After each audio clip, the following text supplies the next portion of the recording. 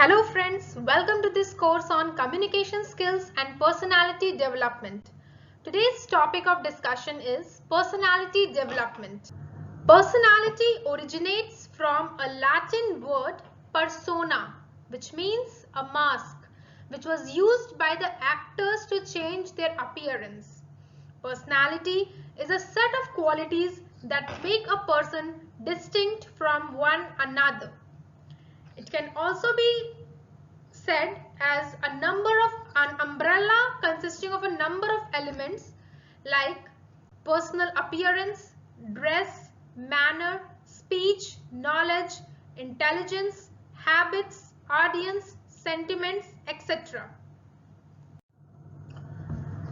And what is personality development? Personality development is the development of the organized pattern of behavior and attitudes that makes a person distinctive. Coming to the next slide, what is the importance? Why do we need to develop a personality? The first point being, personality development enhances confidence level. A great personality can boost up one's confidence when a person is appropriately attired. It is very much true. We can see in our day-to-day lives that dress plays an important role in overall looks and your confidence. The next importance of personality development is it helps to inculcate positive attitude. Positive attitude is really important for one to progress in life. Personality development helps to inculcate positive qualities of life like optimistic spirit, open-mindedness, punctuality, adapt to change, willingness to learn, eagerness to help others, etc. The next importance of personality development is it increases better decision making. Personality development can boost up the ability of a person to choose the right decision in any adverse situation. The next importance of personality development being it helps to improve communication skill. Personality development helps to build up good communication skill, and you know that possessing good communication skill is very important both for personal and professional life. Verbal communications are also a part of personality development. The next importance being it provides stress-free and healthier life of a person. Let us come to the characteristics of personality, or what are the traits or elements of a personality. The first characteristic being personal appearance. Personal appearance may include the height of an individual, weight, physique, appearance, voice, dress, and other characteristics that determine personality of an individual. The next being, before that, we can cite one example that a tall person having a bright complexion and eloquent in speaking can attract the attention of others. The next trait being intelligence. Intelligence is the ability to solve problems and adjust to new situations. The third important trait of personality being emotionality. The emotional states may be of varying degree, and the emotionality is a very important trait of personality. The very few common emotions being love, anger, anxiety, etc. So what are these types of emotion? First one is elated type. So person possessing elated type of emotionality are commonly active, cheerful, and overflowing with happiness. But the problem with such kind of person is that they do not take anything seriously and always get into trouble. The next type being depressed type of personality. How are they? They are moody, depressed, and cannot enjoy anything. They always see the dark side or the negative side of anything. The third type of emotionality being irritable type. This type of person are always losing temper, pick up quarrels, and angry with the world. The next important type of personality is unstable. Unstable type of emotionality, the person who possesses this type of personality, they change their mood frequently. They are irritable and elated at one another point of time. They are sometimes depressed, sometimes elated. So, moving on to the next one, C.G. Jung, it's the name of a scientist, divided all human beings into two distinctive types, that is introvert and extrovert. Introvert means turning inward and in means inside, and extrovert means turning outwards. The self-centered type of peoples are called introverts, and those deeply interested in others are called extroverts. So C.G. Jung further took into consideration four psychological functions on the basis of which this introvert and extrovert is divided. The first one being thinking. So introvert persons are more theoretical, detached and aloof, whereas extrovert persons are more realistic, practical and support theory with facts. The next being feeling. Introvert persons are daydreamer and strong feelings like and dislike, whereas extrovert persons are more social and objective in outlook. The next feeling being the psychological function is sensation. In introvert persons, they are dissatisfied, unhappy, possess refined taste and interests. They are better in writing than speaking and interested in books. Whereas extroverts, they are friendly, they are talkative and good eaters. Okay? And there is no patience for abstract or theoretical ideas. The next psychological function was intuition. The introvert persons are more subjective and concerned with probabilities than actualities, and they are also moody, unstable and temperamental, whereas extrovert persons are more optimistic. So there are some personality traits and human behavior related with personality development. First one being locus of control. So what is locus of control?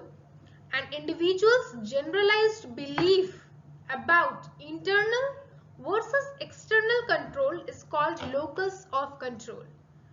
So I have mentioned what? Internal and external. Internal locus of control is possessed by an individual who believes that he can control his destiny. Whereas external locus of control is possessed by who believes that other factors like people, situation, environment, fate, luck determines their destiny. Okay. The next one is self-esteem. What is self-esteem?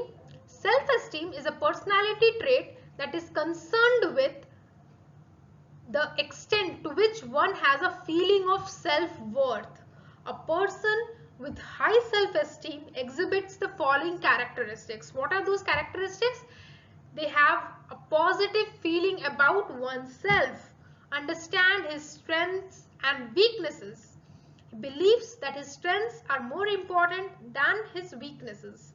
He believes that he is an important person. He seeks responsibility in himself and he inspires others also to have confidence in him. The next important trait being self-efficacy. It is the degree to which one can believe that he can perform a certain task successfully. A person with self-efficacy exhibits the following characteristics. What are those characteristics? Has the capability to accomplish the task, can overcome an obstacles, has no doubt about reaching success on the task. And the last one being has high self-esteem. The next important trait being self-monitoring. It is the tendency of a person to modify his behavior to the requirement or demands of a specific situation so that others will have a good impression about him. High self-monitors tend to be better than self-monitors in job. The next one is Machiavellianism. It's a bit difficult in pronouncing. Machiavellianism. So, it is a personality characteristic which determines the degree to which a person focuses in using power to further his own ends, regardless of the impact on others. Those who are high on Machiavellianism are more difficult to be influenced by others. Okay? And the next one being type A and type B personalities. Type A personality is a personality trait that works aggressively under pressure and at intense level with a competitive approach to others, whereas type B personality works very calmly without any pressure. Okay. Let us move on to the next slide, which deals with the factors influencing growth and development of personality or determinants of personality. The first factor being heredity and environment. The offspring inherits, we know that the offspring inherits most of the personality traits of his parents and forefathers. After the birth of the child is exposed to so many environmental forces. So we'll deal with two of them. Number one is the physical force and two is the social or cultural force. In physical force, the food, the climate, the physical atmosphere of the home, school, village, town, etc. will come into action. Whereas in social or cultural forces, parents, family members, friends, teachers, society, means of mass communication, clubs, libraries, etc. comes into action. The next important factors being physical constitution. Physical constitution also makes a difference. A tall person with a bright complexion may feel greater self-confidence, courage and strength than shorter and relatively weaker people. Then the important factor is biological factor. Biological factors like bodily structure, like health glands, like endocrine glands, nervous system makes a difference to person and their makeup. An overactive thyroid makes a man quick and underactive thyroid makes him careless and lazy. So this is biological, nothing we can do. Okay. The next important factor is geographical conditions and climate. Geographical condition and climate of a region also bring differences in personality of the people. How? The food habit, temperature, living conditions and the like affect human personality. Some traits such as development of muscles can be attributed primarily to the environment. The next factor being cultural environment. Personality is also determined by the cultural atmosphere. The personality of a defense personnel differs from that of a civil society. Compare a soldier with a civilian. A soldier is more punctual, more disciplined than a civilian. So in personality, in culture, two types of culture are there: material culture and non-material culture. Material culture includes physical resources like instruments, implements, electronic goods, etc. There is non-material culture which is mainly concerned with the custom, tradition, attitude, etc. So at the end, let us look into important tips for personality development. Number one being improve your English language. How? It is a general belief in India today that the level of success is directly proportional to his power of expression in English. For this reason, read as much as good books, good literature books, newspaper, etc. Improve your communication skill. Now here the communication skill means both the verbal and non-verbal communication both. Non-verbal communication is a body language, and you can watch some videos or read some good books, okay, which will help in improving your body language and some your hand gestures also. The third one being dress. You have to dress up well. Yes, it is also important. Improvement in your external look is also a part of personality development. Hence, good and appropriate dressing is one of the most looked into aspects in a corporate work culture. The fourth important tip being change personality traits and behavior pattern. How? It is a physiological process of, it is a psychological process of self-development wherein we can identify our negative or unwanted behavior and check them and replace them with the desired and superior behavior. The next important tip being take up a sport to improve your personality. Yes, my dear friends, any physical activity by means of sports or games can rejuvenate your body and mind and give you more energy. The physical fitness will make you feel healthier and better, and this will eventually develop your personality. The next important tip being control your emotion. Yes, it is very much important. Emotion means different kind of feelings that we experience within us. Emotions are the chief influencing factors behind every decision and work. There are some, then last important tip being take a personality check.